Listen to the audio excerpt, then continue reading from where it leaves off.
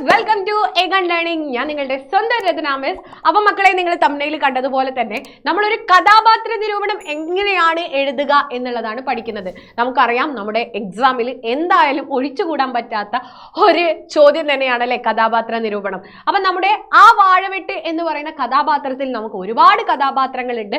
അതിൽ പ്രധാനമായിട്ടും നമുക്ക് എന്താണ് മർക്കോസ് ചേട്ടന്റെയും റാഹേലിന്റെയും കഥാപാത്ര നിരൂപണമായിരിക്കും ചോദിക്കാൻ സാധ്യതയുള്ളത്.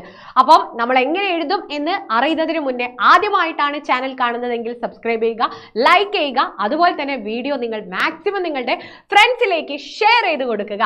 അപ്പം എങ്ങനെയാണ് നമുക്കൊരു കഥാപാത്ര നിരൂപണം എഴുതുക? അതിനു മുന്നേ നിങ്ങൾ ആദ്യം എന്ത് പഠിക്കണം? ഒരു ഇൻട്രൊഡക്ഷൻ നമുക്ക് വേണം അല്ലെ. നമ്മുടെ കഥ എഴുതിയത് ആരാണ്, എന്താ പറയുക, ഈ ഒരു കഥയുടെ പേരെന്താണ്, ഇങ്ങനെ സൂചിപ്പിക്കുന്ന ഈ ഒരു കഥയിലെ കേന്ദ്ര കഥാപാത്രമാണ് ഇന്ന വ്യക്തി എന്ന് പറയുന്ന ആദ്യത്തെ ഒരു 2-3 വരി എങ്ങനെ നമുക്ക് എഴുതാമെന്ന് നോക്കാം. നോട്ട് എടുത്ത് എഴുതി വെച്ചോളാം. എന്താണ് 1940കളിലെ മധ്യ തിരുവിതാംകൂറിലെ കാർഷിക ജീവിതം പശ്ചാത്തലമാക്കി പൊൻകുന്നം വർക്കി രചിച്ച ചെറുകഥയാണ് ഏത്? ആ വാഴവെട്ട്. ആ വാഴവെട്ടിലെ കേന്ദ്ര കഥാപാത്രം ഓർ മുഖ്യ കഥാപാത്രം, ഇതിലേതും നിങ്ങൾക്ക് എഴുതാം. ആ വാഴവെട്ട് എന്ന് പറയുന്ന കഥയിലെ കേന്ദ്ര കഥാപാത്രമാണ് മർക്കോസ് ചേട്ടൻ ആണെങ്കിൽ മർക്കോസ് ചേട്ടൻ, റാഹേൽ ആണെങ്കിൽ റാഹേൽ എന്ന് പറഞ്ഞ ഒരു 4 വരി ആദ്യം തന്നെ നമ്മൾ എഴുതണം. മനസ്സിലായോ? എന്നിട്ട് നമ്മൾ എന്ത് ചെയ്യും? എന്നിട്ട് ഇപ്പോൾ കഥാപാത്ര സവിശേഷതകൾ ഇവിടെ റാഹേലിൻ്റെതും കൊടുത്തിട്ടുണ്ട്, മർക്കോസ് ചേട്ടൻ്റെതും കൊടുത്തിട്ടുണ്ട്. രണ്ടും നിങ്ങൾ എഴുതിയെടുത്തോളണം. എന്തായാലും ചോദിക്കാൻ സാധ്യതയുള്ള ഒരു ചോദ്യം തന്നെയാണ്. അപ്പൊ റാഹേൽ ആണെങ്കിൽ നമുക്ക് എന്തൊക്കെ കാര്യങ്ങൾ ഉൾക്കൊള്ളിക്കാം? കർഷകനായ പിതാവിനൊപ്പം മണ്ണിനെയും കൃഷിയെയും സ്നേഹിക്കുന്നു, അനീതികൾക്കെതിരെ പ്രതികരിക്കുന്നു, അധ്വാനത്തിന്റെ മഹത്വം തിരിച്ചറിഞ്ഞവളാണ് ആര്? റാഹേൽ. പിതാവിനെ സ്നേഹിക്കുകയും ആവശ്യബോധത്തിനനുസരിച്ച് പെരുമാറുകയും ചെയ്യുന്നു. ഈ വാക്യം വെറുതെ എഴുതിയത് കൊണ്ടായോ? ഇല്ല. നമ്മൾ എന്തുകൂടെ ഉൾപ്പെടുത്തണം? അതെ, അതിനു മുന്നേ നമ്മൾ റാഹേൽ, മർക്കോസ് ചേട്ടന്റെ മകളാണ് ആര്? റാഹേൽ എന്നും, അതുപോലെ തന്നെ അച്ഛനോടൊപ്പം തന്നെ മണ്ണിനെയും കൃഷിയെയും സ്നേഹിക്കുകയും പരിചരിക്കുകയും ചെയ്യുകയും വാഴനാരും വാഴയിലയും വെച്ച് വീട്ടിലേക്ക് എന്താണ് അന്നന്നത്തേക്കുള്ള 1 രൂപ നാണയത്തുട്ട് വരെ ശേഖരിക്കാൻ മിടുക്കുള്ളവളാണ് റാഹേൽ എന്നും, വേണ്ട സ്ഥലത്ത് വേണ്ട വിധം പെരുമാറാനും അറിയാമെന്നും പറഞ്ഞുകൊണ്ട് വേണം എഴുതാൻ. ഉദാഹരണം എഴുതണം. അതുകൊണ്ടാണ് അവസാന ഭാഗത്ത്, കഥയുടെ അവസാന ഭാഗത്തേക്കാകുമ്പോഴേക്കും ഒരു സിംഹളയെ പോലെ അല്ലെ എന്താണ് നമ്മുടെ ഗവൺമെന്റ് ഉദ്യോഗസ്ഥരോട് അല്ലെ പ്രതിഷേധിക്കാനും അവൾ മടിക്കുന്നില്ല എന്നൊക്കെ പറഞ്ഞുകൊണ്ട് വേണം നിങ്ങൾ എഴുതാൻ വേണ്ടിയിട്ട്. മനസ്സിലായോ? അപ്പൊ റാഹേലിൻ്റെത് നമ്മൾ എഴുതില്ലേ? അടുത്തത് മർക്കോസ് ചേട്ടൻ എങ്ങനെയാണ്?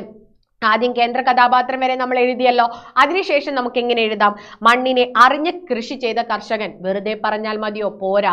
ചേനയാണെങ്കിലും അതുപോലെ തന്നെ ചേന ഏതേത് കാലത്ത് നടണമെന്നും, അതുപോലെ എന്താണ് മാമ്പൂക്കൾ അല്ലെ നമ്മുടെ നിലാവത്ത് പൂത്തു കഴിഞ്ഞാൽ അത് മാങ്ങയാകില്ല എന്നും, മണ്ണിനെ കുറിച്ച് എല്ലാ അനുഭവജ്ഞാനവുമുള്ള കർഷകനായിരുന്നു മർക്കോസ് ചേട്ടൻ എന്ന് പറഞ്ഞു വേണം ആ വാക്യം നിങ്ങൾ വിശദീകരിക്കാൻ.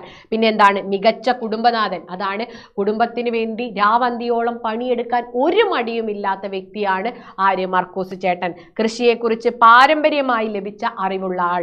അതും നിങ്ങൾക്ക് ഈ പറഞ്ഞ ഉദാഹരണത്തിൽ ചേർക്കാം.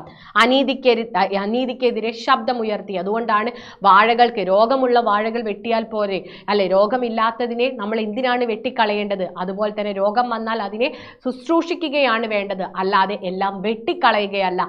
അതിൻ്റെ കാരണം കണ്ടെത്തി ആ രോഗം ഇല്ലാതാക്കുകയാണ് ചെയ്യേണ്ടത്. അല്ലെങ്കിൽ എന്താണ്, മനുഷ്യന്മാർക്ക് രോഗം വന്നാൽ എല്ലാത്തിനെയും നശിപ്പിച്ചാൽ പോരെ, പിന്നെ ഈ ആശുപത്രികൾ എന്തിന് എന്ന് ചോദിക്കാൻ ധൈര്യം കാണിച്ച വ്യക്തിയാണ് ആര്?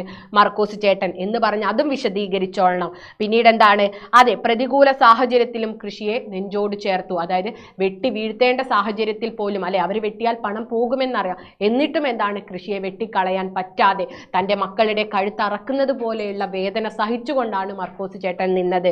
സസ്യങ്ങളെ മക്കളായി കാണുന്ന വിശാല കാഴ്ചപ്പാടാണ് ആർക്കുണ്ടായിരുന്നത്? നമ്മുടെ മർക്കോസ് ചേട്ടൻ ഉണ്ടായിരുന്നത്. കൃഷിയെ സ്നേഹിക്കുന്ന, കൃഷിയെ ജീവന് തുല്യം സ്നേഹിക്കുന്ന, വീട്ടിലെ ഒരു അംഗമായി കണക്കാക്കുന്ന എല്ലാ കർഷകരുടെയും പ്രതിനിധികളിൽ ഒരാളാണ് ആര്? മർക്കോസ് ചേട്ടൻ എന്ന് പറഞ്ഞു വേണം അവസാനിപ്പിക്കാൻ. മനസ്സിലായോ? അപ്പൊ 2 കഥാപാത്രങ്ങളുടെയും ഈ ഓരോ പോയിന്റ്സും നിങ്ങൾ നോട്ടിലേക്ക് എഴുതി വെക്കുക. നമുക്ക് ഈ കഥാപാത്ര നിരൂപണത്തിൽ ഇങ്ങനെ നിങ്ങൾ പഠിക്കുകയാണെങ്കിൽ 4 മാർക്ക് നിങ്ങൾക്ക് അല്ലെ ഷുവർ ആയിട്ട് കിട്ടുന്നതായിരിക്കും. ഇതുപോലുള്ള ഇൻഫോർമേറ്റീവ് വീഡിയോസിനായിട്ട് ചാനൽ സബ്സ്ക്രൈബ് ചെയ്യുക, ഷെയർ ചെയ്യുക. നമുക്ക് അടുത്ത വീഡിയോയിൽ കാണാം. ബൈ.